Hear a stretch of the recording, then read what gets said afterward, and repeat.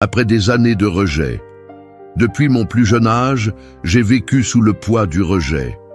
Rejeté par un père absent, par une mère accablée, par des camarades de classe cruels, par des relations toxiques, j'avais fini par croire que je n'étais bonne à rien. Mon cœur était devenu un abîme de douleur, un cri silencieux que personne ne voulait entendre.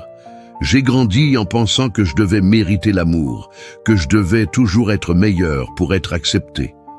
Pourtant, malgré tous mes efforts, le vide demeurait. Je portais des masques, des sourires forcés, des réussites pour me prouver à moi-même que j'avais de la valeur. Mais à l'intérieur, je n'étais qu'une petite fille blessée, criant pour être aimée.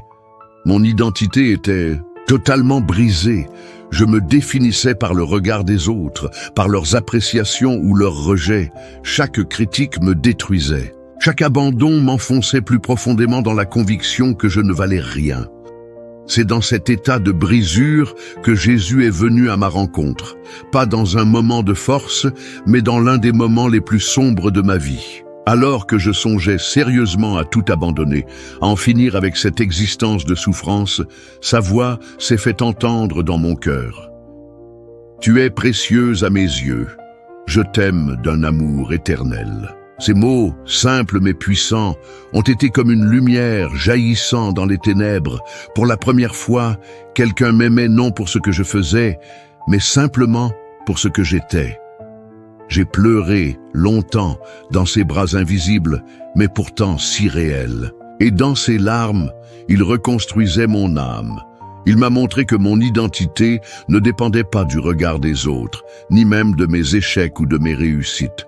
Mon identité est en Christ.